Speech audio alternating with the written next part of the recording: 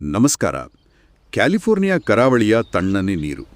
ಅಲ್ಲಿ 3 ದೊಡ್ಡ ಪರಭಕ್ಷಕ ಶಾರ್ಕ್ಗಳು, ಮ್ಯಾಕೋ, ಬ್ಲೂ ಮತ್ತೆ ಥ್ರೆಷರ್ ಶಾರ್ಕ್.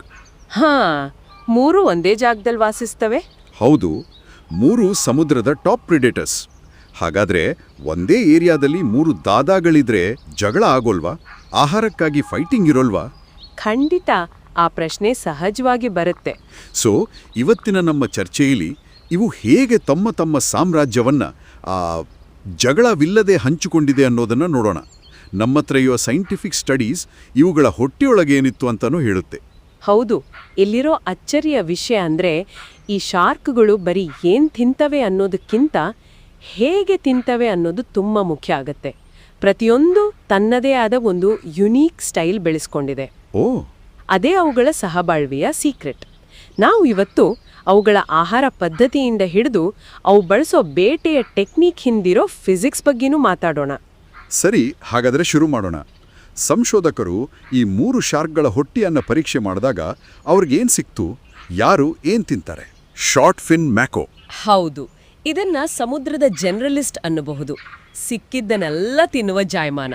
ಅದರ ಹೊಟ್ಟೆಯಲ್ಲಿ ಸುಮಾರು 42 ಬೇರೆ ಬೇರೆ ಥರದ ಜೀವಿಗಳು ಸಿಕ್ಕಿವೆ. 42?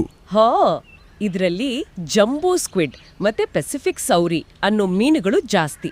ಅಷ್ಟೇ ಅಲ್ಲ, ಕೆಲವೊಮ್ಮೆ ಬೇರೆ ಶಾರ್ಕ್ಗಳನ್ನ, ಡಾಲ್ಫಿನ್ಗಳನ್ನ ಕೂಡ ಬಿಟ್ಟಿಲ್ಲ. ಅಬ್ಬಬ್ಬಾ, ಹಾಗಾದ್ರೆ ಅದು ನಿಜವಾದ ಅರ್ಥದಲ್ಲಿ ಸಮುದ್ರದ ರಾಜ, ಪವರ್ಫುಲ್ ಹಂಟರ್. ಖಂಡಿತ. ಮ್ಯಾಕೋ ಶಾರ್ಕ್ ಅನ್ನ ಸಮುದ್ರದ ಚಿರತೆ ಅನ್ನಬಹುದು. ಅದರ ಅಸ್ತ್ರನೇ ಅದರ ಸ್ಪೀಡ್. ಹೌದಾ? ಹೌದು, ಇದು ಜಗತ್ತಿನ ಅತೀ ವೇಗದ ಶಾರ್ಕ್. ಗಂಟೆಗೆ 70 ಕಿಲೋಮೀಟರ್ ವೇಗದಲ್ಲಿ ಈಜ್ಬಲ್ಲದು. 70? ಅಷ್ಟೇ ಅಲ್ಲ, ಅದರ ಇನ್ನೊಂದು ಸ್ಪೆಷಾಲಿಟಿ ಅಂದ್ರೆ ಅದು ವಾರ್ಮ್ ಬ್ಲಡೆಡ್.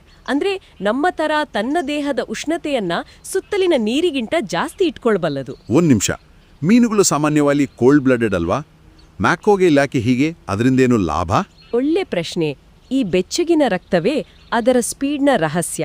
ಇದು ಅದರ ಮಸಲ್ಸ್ಗೆ ಹೆಚ್ಚು ಪವರ್ ಕೊಡುತ್ತೆ. ತಣ್ಣೀರಿನಲ್ಲೂ ಅದರ ದೇಹ ಚುರುಕಾಗಿರುತ್ತೆ. ಓಹ್, ಸರಿ ಸರಿ. ಅದಕ್ಕೆ ಅದು ಟ್ಯೂನಾದಂತಹ ಫಾಸ್ಟ್ ಮೀನುಗಳನ್ನ ಬೆನ್ನಟ್ಟಿ ಹಿಡಿಯಬಲ್ಲದು, ಅಥವಾ ನೀರಿನಿಂದ 10-20 ಅಡಿ ಮೇಲಕ್ಕೆ ಜಿಗಿದು ಬೇಟೆ ಮೇಲೆ ಅಟ್ಯಾಕ್ ಮಾಡಬಲ್ಲದು. ಸೊ ಅದರ ಸಾಮ್ರಾಜ್ಯನೇ ಶಕ್ತಿ ಆರು ವೇಗದ ಮೇಲೆ ನಿಂತಿದೆ. ಸೂಪರ್. ಮ್ಯಾಕೋ ಶಾರ್ಕ್ ಒಬ್ಬ ಪವರ್ಫುಲ್ ಅಥ್ಲೀಟ್. ಹಾಗಾದ್ರೆ ಬ್ಲೂ ಶಾರ್ಕ್ ಕತೆ ಏನು? ಅದು ಮ್ಯಾಕೋ ತರಾನೇನಾ?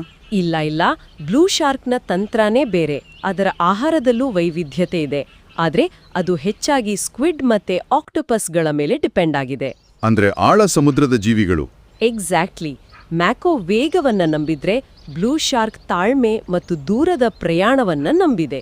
ಇದನ್ನ ಸಮುದ್ರದ ಗ್ಲೋಬಲ್ ಟ್ರಾವೆಲರ್ ಅನ್ಬೋದು. ಗ್ಲೋಬಲ್ ಟ್ರಾವೆಲರ್ ಯಾಕೆ? ಯಾಕಂದ್ರೆ ಬ್ಲೂ ಶಾರ್ಕ್ಗಳು ಜಗತ್ತಿನಲ್ಲೇ ಅತಿ ಹೆಚ್ಚು ವಲಸೆ ಹೋಗೋ ಜೀವಿಗಳಲ್ಲಿ ಒಂದು. ಆಹಾರ ಹುಡುಕೊಂಡು ಸಾವಿರಾರು ಕಿಲೋಮೀಟರ್ ಟ್ರಾವೆಲ್ ಮಾಡ್ತವೆ. ನಿಧಾನವಾಗಿ ಈಜುತ್ತಾ ಸ್ಕ್ವಿಡ್ಗಳಿಗಾಗಿ ಕಾಯ್ತಾವೆ. ಓಕೆ. ಆದ್ರೆ ಇದು ಕೂಡ ಸಿಕ್ಕಿದ್ದನ್ನೆಲ್ಲ ತಿನ್ನುವ ಜಾಯಮಾನದ್ದೇ. ಒಂದು ಇಂಟ್ರೆಸ್ಟಿಂಗ್ ವಿಷಯ ಅಂದ್ರೆ ಏನು? ಸಂಶೋಧಕರಿಗೆ ಒಂದು ಬ್ಲೂ ಶಾರ್ಕ್ನ ಹೊಟ್ಟೆಯಲ್ಲಿ ಹಡಗಿಂದ ಬಿಸಾಡಿದ ಹಂದಿ ಮಾಂಸದ ತುಂಡುಗಳು ಸಿಕ್ಕಿದ್ವು. ನಿಜಾನಾ? ಹಂದಿ ಮಾಂಸ ಸಮುದ್ರದ ಫುಡ್ ಬೋರ್ ಆಗಿ ಏನಾದ್ರೂ ಹೊಸದು ಟ್ರೈ ಮಾಡೋಣ ಅಂದ್ಕೊಂಡಿತ್ತೇನೋ? ಹಾ, ಬಹುಶಃ ಅದು ಅದರ ಅವಕಾಶವಾದಿ ಗುಣವನ್ನ ತೋರಿಸುತ್ತೆ. ಸರಿ, ಈಗ ನಮ್ಮ 3ನೇ ಶಾರ್ಕ್ಗೆ ಬರೋಣ. Thresher shark. ಇದು ಈ 2ಕ್ಕಿಂತ ಸಂಪೂರ್ಣವಾಗಿ ಬೇರೆ. ಅದು ಅತ್ಯಂತ ವಿಶೇಷಜ್ಞ, ಅಂದ್ರೆ ಸ್ಪೆಷಲಿಸ್ಟ್. ಅಂದ್ರೆ ಅದು ತುಂಬಾ ಚೂಸಿ ಅಂತಾನಾ? ಹೌದು, ಅದನ್ನ ಫಸಿ ಈಟರ್ ಅಂತಾನೂ ಕರಿಬೋದು. ಅದರ ಫುಡ್ ಮೆನು ತುಂಬಾ ಚಿಕ್ಕದು, ಕೇವಲ 18 ಬಗೆಯ ಜೀವಿಗಳು ಅಷ್ಟೇ. ಅಷ್ಟೇನಾ? ಅದರಲ್ಲೂ ನಾರ್ದನ್ ಆಂಚೋವಿ ಮತ್ತೆ ಪೆಸಿಫಿಕ್ ಸಾರ್ಡಿನ್ ಅನ್ನೋ ಸಣ್ಣ ಮೀನುಗಳೇ ಅದರ ಮುಖ್ಯ ಆಹಾರ. ಬೇರೆ ಯಾವುದರ ಕಡೆಗೂ ಅದಷ್ಟಾಗಿ ತಲೆ ಕೆಡಿಸ್ಕೊಳ್ಳಲ್ಲ. ಇಲ್ಲಿಂದ ವಿಷಯ ನಿಜವಾಗ್ಲೂ ಕುತೂಹಲ ಆಗ್ತದೆ. ಮ್ಯಾಕೋ ಸ್ಪೀಡ್ ಯೂಸ್ ಮಾಡುತ್ತೆ, ಬ್ಲೂ ಶಾರ್ಕ್ ಆಳಕ್ಕೆ ಹೋಗುತ್ತೆ. ಆದರೆ ಈ ಥ್ರೆಷರ್ ಶಾರ್ಕ್ ಸಾರ್ಡಿನ್ ಥರ ಸಣ್ಣ ವೇಗದ ಮೀನುಗಳನ್ನೇ ತಿನ್ನುತ್ತೆ. ಹಾಗಾದ್ರೆ ಅದನ್ನು ಹಿಡಿಯಕ್ಕೆ ಅದರ ಹತ್ರ ಯಾವ ಸೀಕ್ರೆಟ್ ವೆಪನ್ ಇವೆ? ಅದರ ಸೀಕ್ರೆಟ್ ವೆಪನ್ ಅದರ ಬಾಲ. ಅದರ ಬಾಲ? ಹೌದು. ಥ್ರೆಷರ್ ಶಾರ್ಕ್ನ ದೇಹ ಎಷ್ಟು ಉದ್ದ ಇರುತ್ತೋ ಅದರ ಬಾಲ ಕೂಡ ಅಷ್ಟೇ ಉದ್ದ ಇರುತ್ತೆ. ಅದು ನೋಡೋಕೆ ಸುಂದರವಾಗಿರ್ಬೋದು, ಆದ್ರೆ ಅದೊಂದು ಮಾರಣಾಂತಿಕ ಚಾವಟಿ. ಹೌದು, ಅದರ ಫೋಟೋ ನೋಡಿದ್ರೆ ಮೊದಲು ಕಣ್ಣಿಗೆ ಬೀಳೋದ ಉದ್ದನೆಯ ಬಾಲ. ಅದನ್ನ ಬಳಸಿ ಹೇಗೆ ಬೇಟೆಯಾಡುತ್ತೆ? ಈ ಟೇಲ್ ವಿಪ್ಪಿಂಗ್ ಟೆಕ್ನಿಕ್ ಇದೆಯಲ್ಲ, ಅದು ತುಂಬಾ ಕಾಂಪ್ಲೆಕ್ಸ್. ಇದರಲ್ಲಿ 4 ಸ್ಟೆಪ್ಸ್ ಇವೆ. ಮೊದಲನೇದು ಸಿದ್ಧತೆ. ಓಕೆ. ಇದರಲ್ಲಿ ಅದು ಸಾರ್ಡಿನ್ಗಳ ಗುಂಪಿನ ಕಡೆಗೆ ನೇರವಾಗಿ ವೇಗವಾಗಿ ಹೋಗುತ್ತೆ. ಸರಿ, ಗುಂಪಿನ ಕಡೆ ಹೋಯ್ತು, ಮುಂದೇನು? ಆ ಅಟ್ಯಾಕ್ ಮೂಮೆಂಟ್ ಹೇಗಿರುತ್ತೆ? ಅದೇ ಎರಡನೇ ಹಂತ, ದಾಳಿ. ಇದೇ ಸಾಮೋಸ್ಟ್ ಇಂಟ್ರೆಸ್ಟಿಂಗ್ ಭಾಗ. ಮೀನುಗಳ ಗುಂಪಿನ ಹತ್ರ ಬಂದ ತಕ್ಷಣ ಅದು ತನ್ನ ಪೆಕ್ಟೋರಲ್ ಫಿನ್ಸ್ ಅಂದ್ರೆ ಎದೆಯ ರೆಕ್ಕೆಗಳನ್ನು ಬಳಸಿ ಸಡನ್ ಬ್ರೇಕ್ ಹಾಕುತ್ತೆ. ವೇಗವಾಗಿ ಹೋಗೋ ಬೈಕ್ನ ಫ್ರಂಟ್ ಬ್ರೇಕ್ ಹಿಡಿದ ಹಾಗೆ. ಎಕ್ಸಾಕ್ಟ್ಲಿ. ಆಗ ತಕ್ಷಣ ಅದರ ಹಿಂಭಾಗ ಮೇಲಕ್ಕೆ ಎತ್ತಲ್ಪಡುತ್ತೆ. ನಂತರ ಒಂದು ಕ್ಯಾಟಪುಲ್ಟ್ ತರ ತನ್ನ ಬಾಲವನ್ನ ತಲೆಯ ಮೇಲಿಂದ ಫಿಲ್ಪ್ ಅಂತ ಮುಂದೆ ಬೀಸುತ್ತೆ. ವಾವ್, ಅದನ್ನ ಕಲ್ಪಿಸ್ಕೊಳ್ಳೋದೇ ಒಂದು ಥ್ರಿಲ್. ಆ ಒಡೆತದ ನಂತರ ಮೂರನೇ ಹಂತ, ಚೇತರಿಕೆ. ಬಾಲ ಬೀಸಿದ ರಭಸದಿಂದ ಹೊರಬಂದು ಮತ್ತೆ ನಾರ್ಮಲ್ ಆಗಿ ಈಜೋಕೆ ಶುರು ಮಾಡುತ್ತೆ. ಆಮೇಲೆ ಕೊನೆಯದಾಗಿ ನಾಲ್ಕನೇ ಹಂತ, ಬೇಟೆ ಸಂಗ್ರಹ. ಅದು 180 ಡಿಗ್ರಿ ತಿರುಗಿ ತನ್ನ ಬಾಲದ ಹೊಡೆತಕ್ಕೆ ಪ್ರಜ್ಞೆ ತಪ್ಪಿ ಬಿದ್ದಿರೋ ಮೀನುಗಳನ್ನ ಒಂದೊಂದಾಗಿ ಆರಾಮಾಗಿ ತಿನ್ನುತ್ತೆ. ಆ ಬಾಲದ ಹೊಡೆತದ ವೇಗ ಎಷ್ಟಿರ್ಬೋದು? ಸಂಶೋಧನೆ ಪ್ರಕಾರ ಬಾಲದ ತುದಿಯ ವೇಗ ಗಂಟೆಗೆ ಸರಾಸರಿ 50 ಕಿಲೋಮೀಟರ್. 50? ಆದರೆ ಕೆಲವೊಮ್ಮೆ ಗರಿಷ್ಠ 78 ಕಿಲೋಮೀಟರ್ ಸ್ಪೀಡ್ ಕೂಡ ರೀಚ್ ಆಗಬಹುದು. ಈ ಹೊಡೆತ ನೀರಿನಲ್ಲಿ ಒಂದು ಶಾಕ್ ವೇವ್ ಸೃಷ್ಟಿ ಮಾಡುತ್ತೆ. Shock wave? ಹೌದು, ಅದು ಮೀನುಗಳನ್ನು ಸುಲಭವಾಗಿ ಸ್ಟನ್ ಮಾಡುತ್ತೆ. ಆದರೆ ಅದಕ್ಕಿಂತಲೂ ಒಂದು ಅಚ್ಚರಿಯ ಸಂಗತಿ ಆ ಕ್ಷಣದಲ್ಲಿ ನಡೆಯುತ್ತೆ. ಶಾಕ್ ವೇವ್ಗಿಂತ ಅಚ್ಚರಿಯ ಸಂಗತಿನ? ನಮ್ಮ ಸೋರ್ಸಸ್ ಹೇಳೋ ಪ್ರಕಾರ ಆ ಹೊಡೆತದಿಂದ ನೀರು ಕುದಿಯುತ್ತೆ ಅಂತ. ಇದು ಹೇಗೆ ಸಾಧ್ಯ? ಬಾಲದ ತುದಿಯಲ್ಲಿ ಹೀಟ್ ಜನರೇಟ್ ಆಗುತ್ತಾ? ಇಲ್ಲ, ಹೀಟಿಗೂ ಇದಕ್ಕೂ ಸಂಬಂಧವೇ ಇಲ್ಲ. ಇದೊಂದು ಫ್ಯಾಸಿನೇಟಿಂಗ್ ಸೈಂಟಿಫಿಕ್ ಫೆನಾಮಿನಾನ್. ಇದನ್ನ ಕ್ಯಾವಿಟೇಷನ್ ಅಂತಾರೆ. ಕ್ಯಾವಿಟೇಷನ್? ಹೌದು. ಬಾಲ ಅಷ್ಟು ವೇಗವಾಗಿ ಚಲಿಸಿದಾಗ ಅದರ ಹಿಂದೆ ಒಂದು ಲೋ ಪ್ರೆಷರ್ ಏರಿಯಾ ಅಂದ್ರೆ ಕಡಿಮೆ ಒತ್ತಡದ ಪ್ರದೇಶ ಸೃಷ್ಟಿಯಾಗತ್ತೆ. ಅಂದ್ರೆ ಒಂದು ರೀತಿ ವ್ಯಾಕ್ಯೂಮ್ ತರ. ಅದರಿಂದ ನೀರು ಹೇಗೆ ಕುದಿಯುತ್ತೆ? ಸಿಂಪಲ್ ಆಗಿ ಹೇಳೋದಾದ್ರೆ, ನೀರಿನ ಬಾಯ್ಲಿಂಗ್ ಪಾಯಿಂಟ್ ಇದೆಯಲ್ಲ, ಅದು ಪ್ರೆಷರ್ ಮೇಲೆ ಡಿಪೆಂಡ್ ಆಗಿರುತ್ತೆ. ಉದಾಹರಣೆಗೆ, ಬೆಟ್ಟದ ಮೇಲೆ ಅಡಿಗೆ ಮಾಡಿದ್ರೆ ನೀರು 100 ಡಿಗ್ರಿಗಿಂತ ಬೇಗ ಕುದಿಯುತ್ತೆ. ಯಾಕಂದ್ರೆ ಅಲ್ಲಿ ಪ್ರೆಷರ್ ಕಡಿಮೆ. ಅದೇ ತತ್ವ ಇಲ್ಲೂ ಕೆಲಸ ಮಾಡುತ್ತೆ. ಬಾಲದ ಹಿಂದೆ ಪ್ರೆಷರ್ ಸಡನ್ ಆಗಿ ಡ್ರಾಪ್ ಆದಾಗ ನೀರಿನ ಬಾಯ್ಲಿಂಗ್ ಪಾಯಿಂಟ್ ಅಲ್ಲಿನ ತಣ್ಣನೆಯ ತಾಪಮಾನಕ್ಕೆ ಇಳಿದ್ಬಿಡುತ್ತೆ. ಒಂದು ನಿಮಿಷ, ತಲೆ ತಿರುಗುತ್ತಿದೆ. ಅಂದ್ರೆ ತಣ್ಣೀರು ಕುದಿಯುತ್ತೆ, ಆದ್ರೆ ಬಿಸಿಯಾಗಲ್ಲ. ಆಮೇಲೆ? ಎಕ್ಸಾಕ್ಟ್ಲಿ. ಈ ಪ್ರಾಸೆಸ್ನಲ್ಲಿ ನೀರಿನ ಹಬೆಯ ಸಣ್ಣ ಗುಳ್ಳೆಗಳು, ವೇಪರ್ ಬಬಲ್ಸ್ ಉಂಟಾಗ್ತವೆ. ಆದರೆ ಇದು ಕ್ಷಣಿಕ. ಓಕೆ.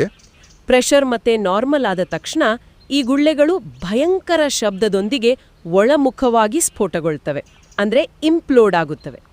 ಇದರಿಂದ ದೊಡ್ಡ ಪ್ರಮಾಣದ ಶಕ್ತಿ ರಿಲೀಸ್ ಆಗುತ್ತೆ. ವಾವ್! ಇದು ಒಂದ್ ರೀತಿ ಸಣ್ಣ ನೀರೊಳಗಿನ ಬಾಂಬ್ ಸ್ಫೋಟದ ತರ.